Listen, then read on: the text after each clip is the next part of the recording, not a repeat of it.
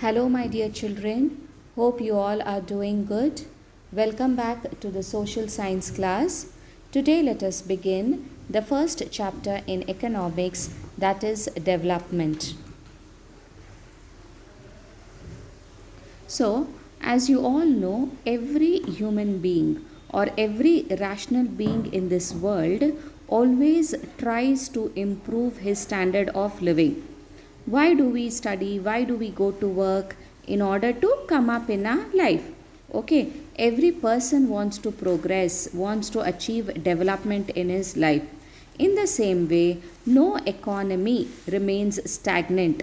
No economy wants to remain backward. Stagnant means what? Without any progress. Instead, the economy aims to continuously transform itself and move towards modernity and development. What is the meaning of this? Not only human beings try to work hard in order to achieve progress in their life, but also the country. Every country wants to achieve progress in different fields. Okay, so in this chapter, let us understand the concept of development and what are the parameters used to measure development. So, this word development in our day to day life, many times we have heard about it. We earlier development means what? We used to refer to the progress of a particular field or particular person. For example, we have heard about rural development, social development, educational development, women and children's development, etc. Next, in this chapter, what we need to understand is about national income. So, what is national income? Let us see. National income is defined as a sum total of all the goods and services produced in a country during 1 year. Okay, all the goods and services, whatever is produced during a country during 1 year is called as the national income. So, this national income is very important. Why? Because the increase in the national income also leads to an increase in the income of the people. So, when the income of the people will increase, they are able to lead a better quality of life. They are able to spend money for their education, for their health, etc.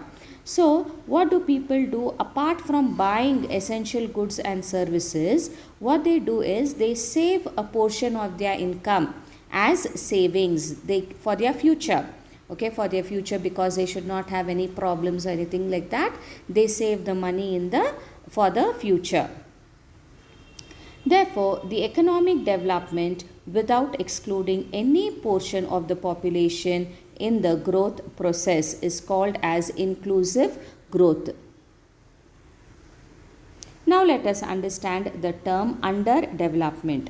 Underdevelopment denotes a backward, undeveloped, stagnant situation. In an underdeveloped economy, the production and the per capita income is very less. Okay, very less means what? Economy is there. We are talking about the economy of a country. But the underdeveloped countries are those countries where much progress cannot be seen. The production will be less, per capita income will be less. Per capita income means what? The average income of every individual. Majority of the people in such countries, no, they cannot afford even their basic necessities of life. Which are the basic necessities of life? Food, clothing and shelter. Another thing is what? Majority of them are illiterates. They are not educated and they follow superstitious beliefs. When people are not educated, no, they are ignorant. Okay, they follow old and outdated customs and superstitious beliefs and all. They suffer from diseases because they are not so very conscious about health and hygiene. Lack of sanitation facilities. Not only that, even in the medical field they are backward.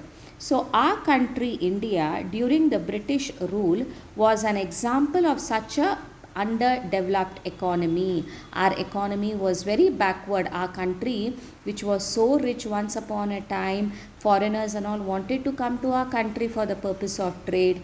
We became a stagnant economy during the British period. We had no civic amenities, we had no freedom. Next concept what we will be studying is about income indicators of development. So, how do we consider whether a country is developed or underdeveloped?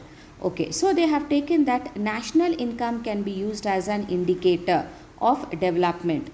According to this interpretation, what they say, countries which have higher national income are called developed countries, and the countries which are having less national income are called backward countries. Okay, the sum total of all the goods and services produced in a country for 1 year is called as the national income. So higher the national income, better the standard of living of the people, they say.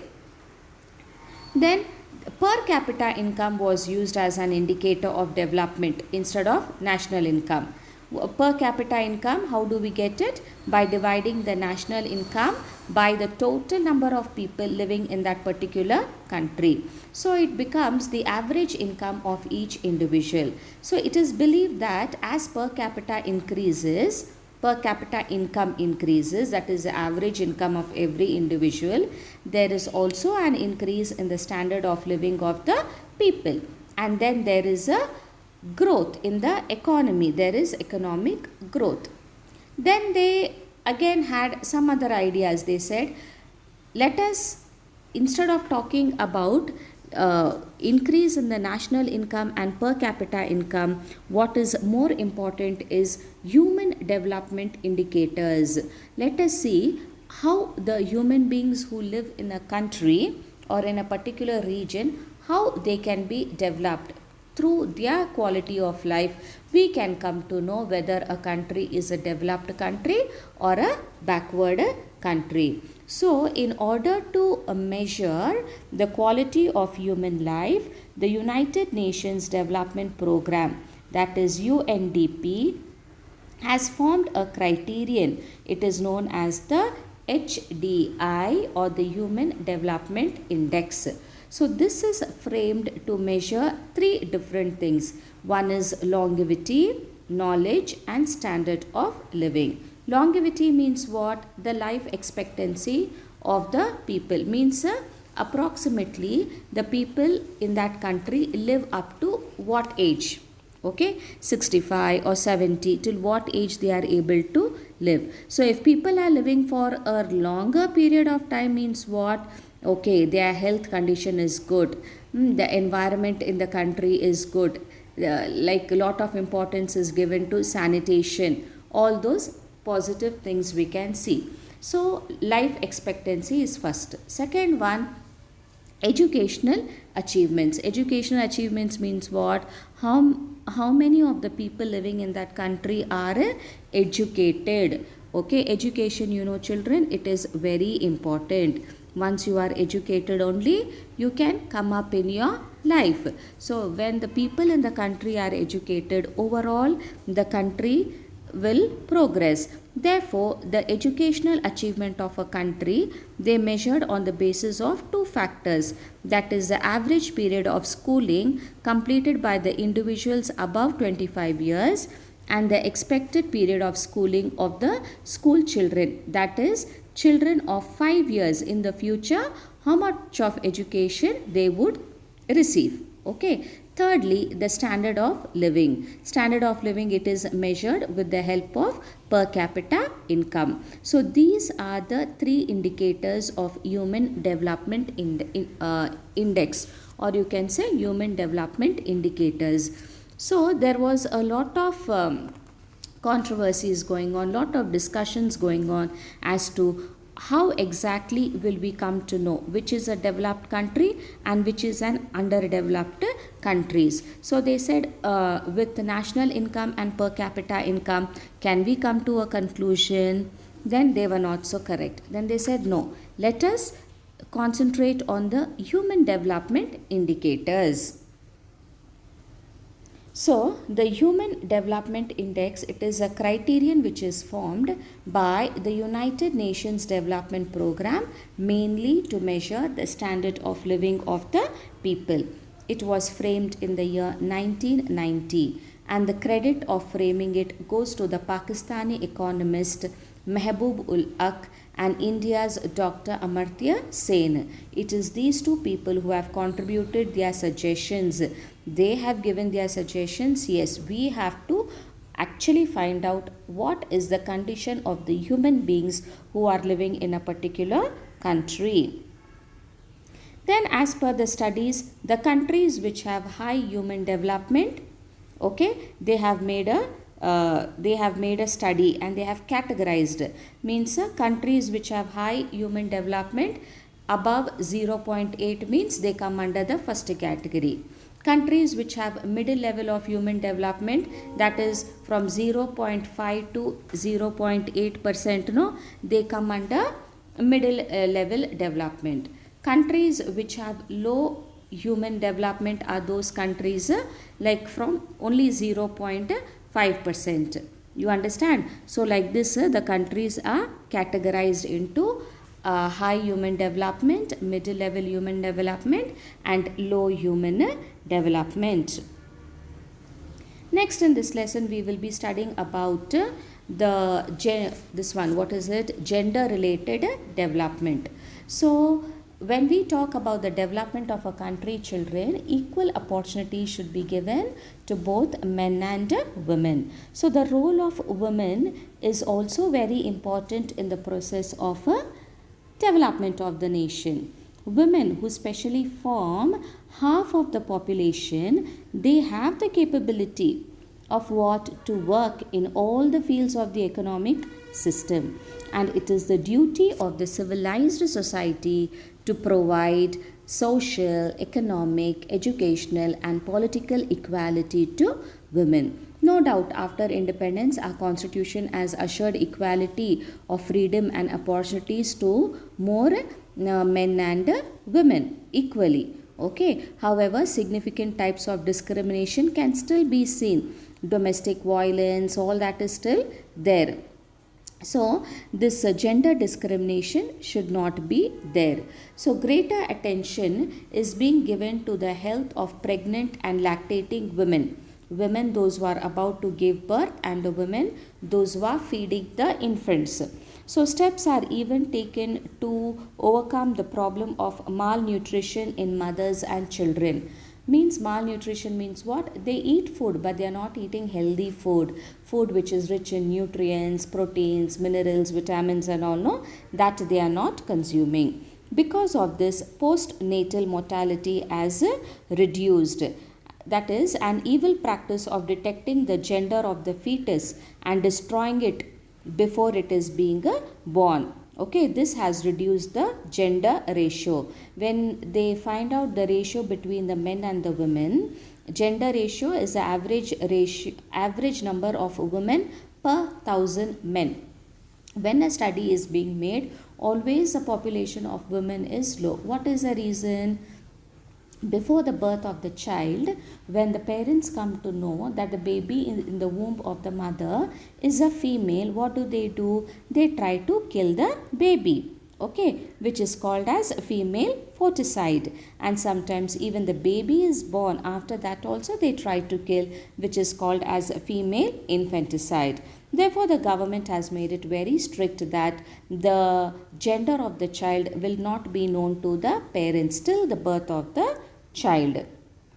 Next, we see the government is trying very hard in order to help the women participate in the economic activities and achieve economic empowerment. Self-help groups and all has been formed in villages and cities. Self-help group means what? The women only coming together to share their whatever little resources they have. They even get external support.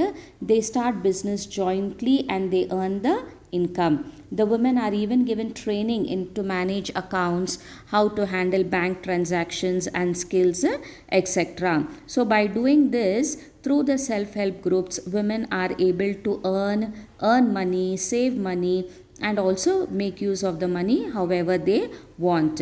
Therefore now they are having the dignity in the society. Even the women's job participation rate is also increased. So the ratio of the number of women working to that of the total number of men in the country is called as a job participation rate. Okay, but nowadays because of the initiative taken by the government, we see the concept of women empowerment. That is, empowerment, it can be described as the expansion in the people's ability to make strategic life choices in a context where before that right was not given to them. Okay, empowerment means what? Giving rights to women also, encouraging them to take social, economic, and political decisions like that of men, not depriving them. Therefore, many laws also have been enacted in order to curb the violence against women at home and even at work places. So, all these measures will certainly help in bringing women to the mainstream of development. So, this was a lesson about development, children. Here we have understood what is the meaning of development. Development means what? Progress. But here we are not talking about the development of any particular field or particular individual. Here we are talking about the development of a country.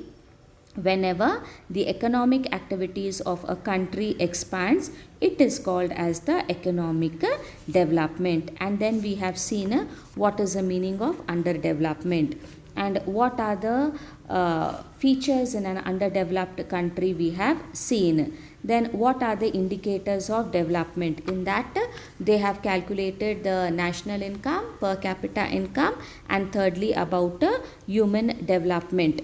Okay, that is what is that? Human development index. Okay, then finally we learnt about the gender related developments. Hope you have understood the topic, children. Go through the video again, read the main points from the textbook. Thank you and have a nice day.